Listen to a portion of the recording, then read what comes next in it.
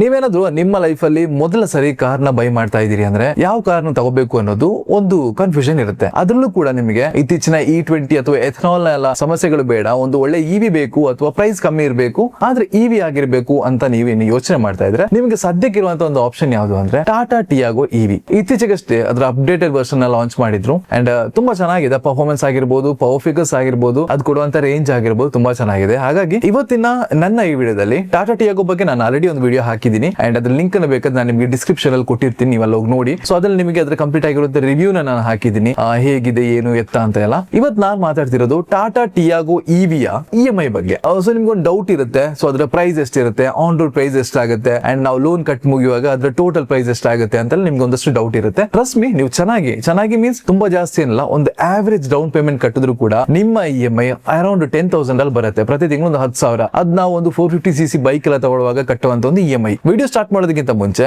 ನನ್ನ ಈ ಒಂದು ಪೇಜ್ ನ ಸಬ್ಸ್ಕ್ರೈಬ್ ಮಾಡಿದ್ರೆ ಖಂಡಿತ ಸಬ್ಸ್ಕ್ರೈಬ್ ಮಾಡ್ಕೊಳ್ಳಿ. ಆಟೋಮೋಟಿವ್ ಕಂಟೆಂಟ್ ನಿಮಗೆ ತುಂಬಾ ಇಷ್ಟ ಇದ್ರೆ ನೀವು ಖಂಡಿತ ಈ ಒಂದು ಚಾನೆಲ್ ನ ಸಬ್ಸ್ಕ್ರೈಬ್ ಮಾಡೋದನ್ನ ಮಾತ್ರ ಮರಿಬೇಡಿ. ಮೊದಲಿಗೆ ಟಾಟಾ ಟಿಯಾಗೋ ಇವಿಯ ಪ್ರೈಸ್ ಬಗ್ಗೆ ಮಾತಾಡೋಣ. ಟಾಟಾ ಟಿಯಾಗೋ ಇವಿ ನಮಗೆ ಎಕ್ಸ್ ಶೋರೂಮ್ ಅಲ್ಲಿ 4.85 lakhs ಬರುತ್ತೆ.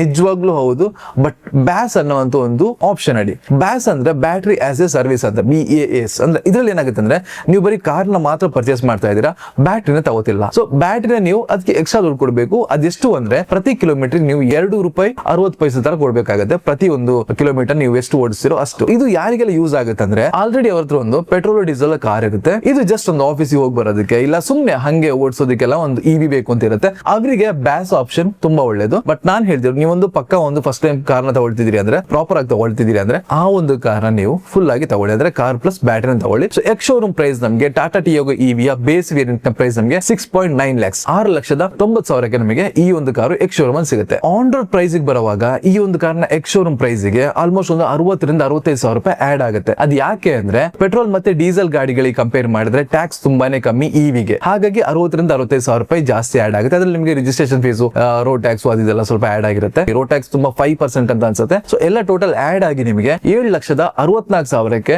ಆನ್ ರೋಡ್ ಬ್ಯಾಂಗ್ಳೂರಲ್ಲಿ ನಿಮಗೆ ಬೇಸ್ ವೇರಿಯಂಟ್ ಸಿಗುತ್ತೆ. ಇನ್ನು ಡೌನ್ ಪೇಮೆಂಟ್ ನೀವು ಎಷ್ಟು ಕಟ್ಟಬೇಕು ಅಂದ್ರೆ ಒಂದು ಆವರೇಜ್ ಆಗಿರುವಂತ ಡೌನ್ ಪೇಮೆಂಟ್ ಕಟ್ಟಿ, ಯಾಕಂದ್ರೆ ಜಾಸ್ತಿ ಕಟ್ಟಿ ಅಂತ ಹೇಳ್ತಾ ಇಲ್ಲ, ಯಾಕಂದ್ರೆ ಕಾರ್ನ ಪ್ರೈಸ್ ಏನ್ ಜಾಸ್ತಿ ಇಲ್ಲ. ನಿಮಗೆ ಅವರು 90% ಫಿನಾನ್ಸ್ ನ ಆಪ್ಷನ್ ಕೊಟ್ಟರು ಕೂಡ ನೀವು ಒಂದು ಮಿನಿಮಮ್ ಅಂದ್ರೆ ಒಂದು 1.5 ಲಕ್ಷ ಡೌನ್ ಪೇಮೆಂಟ್ ಕಟ್ಟಿ. 90% ಅಂದ್ರೆ ನಿಮ್ಗೆ ಒಂದು 60,000 60,000 to 75,000 ಕಟ್ಟಕ್ ಬರುತ್ತೆ. ಬಟ್ ನಾನು ಹೇಳ್ತೀನಿ ನೀವು 1.5 ಲಕ್ಷ ತಗೊಂಡು ಡೌನ್ ಪೇಮೆಂಟ್ ಕಟ್ಟಿ, ಯಾಕಂದ್ರೆ ನೀವು ತಗೊಳ್ತಿರೋದು ಕಾರು ಬೈಕ್ ಅಲ್ಲ. ಹಾಗಾಗಿ 1.5 ಲಕ್ಷ ನೀವು ಡೌನ್ ಪೇಮೆಂಟ್ ಕಟ್ಟಿದ್ರೆ ಉಳಿದ ಲೋನ್ ನ ಅಮೌಂಟ್ 6,14,000 ಆಗುತ್ತೆ. ಈ 6,14,000ಕ್ಕೆ 9.8% ನ ಒಂದು ಬಡ್ಡಿ, ಆ ರೀತಿ ಇಂಟ್ರೆಸ್ಟ್ ರೇಟ್ ತಗೊಳ್ಳೋಣ.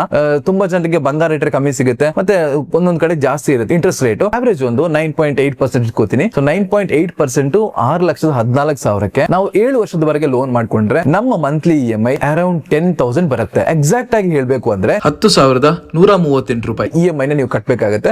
7 ವರ್ಷದಲ್ಲಿ ಲೋನ್ ಕ್ಲಿಯರ್ ಆಗುತ್ತೆ. ಹೀಗಾದ್ರೆ ನೀವು ಟೋಟಲ್ ಕಟ್ಟುವಂತ ಅಮೌಂಟ್ 8,50,000 ಆಗುತ್ತೆ.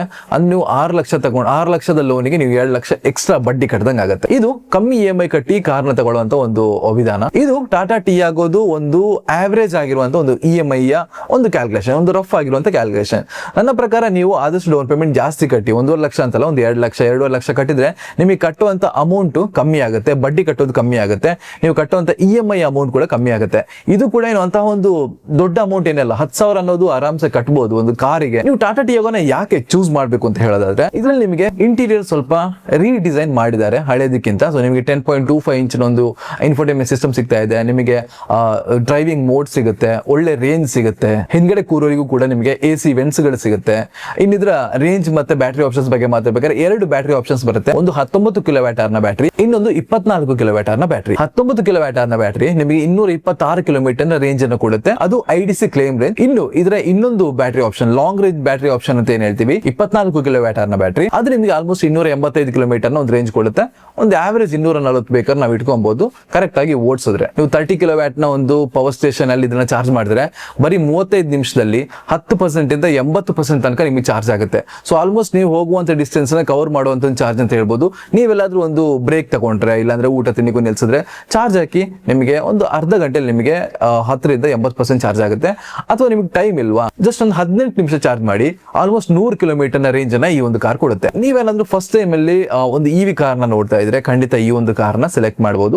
ಅದಕ್ಕೆ ಈ ಎಲ್ಲಾ ವಿಷಯಗಳು ಸಿಗುತ್ತೆ. ಈ ವಿಡಿಯೋನ ಇಲ್ಲಿ ತನಕ ನೋಡಿರೋದ್ರಿಂದ ನಾನು ಹೇಳ್ತಾ ಇದ್ದೀನಿ, ನಿಮ್ಗೆ ಆಲ್ಮೋಸ್ಟ್ ಇದರ ಬಗ್ಗೆ ಒಂದು EMI ಆಗಿರ್ಬೋದು ಅಥವಾ ಆನ್ ರೋಡ್ ಪ್ರೈಸ್ ಆಗಿರ್ಬೋದು, ಎಕ್ಸ್ಟ್ರಾ ಚಾರ್ಜಸ್ ಬಗ್ಗೆ ಎಲ್ಲ ನಿಮಗೆ ಒಂದಷ್ಟು ಡೌಟ್ಸ್ ಕ್ಲಿಯರ್ ಆಯ್ತು ಅಂತ ಅನ್ಸುತ್ತೆ. ಇದಿಷ್ಟು ಟಾಟಾ ಟಿಯಾಗೋ ಇವಿಯ ಒಂದು EMI ಕ್ಯಾಲ್ಕುಲೇಷನ್ಸ್. ನಿಮಗೆ ಆಲ್ಮೋಸ್ಟ್ ಡೌಟ್ಸ್ ಎಲ್ಲ ಕ್ಲಿಯರ್ ಆಯ್ತು ಅಂತ ಅನ್ಕೊಂತೀನಿ. ಏನಾದ್ರು ಡೌಟ್ ಇದ್ರೆ ಖಂಡಿತ ಕಮೆಂಟ್ ತಿಳಿಸಿ, ಅದಕ್ಕೆ ಆನ್ಸರ್ ಮಾಡುವಂತ ಪ್ರಯತ್ನ ಮಾಡ್ತೀನಿ ಅಂತ ಹೇಳ್ತಾ ಇಲ್ಲಿಗೆ ಈ ವಿಡಿಯೋ ಮುಗಿಸ್ತಾ ಇದ್ದೀನಿ.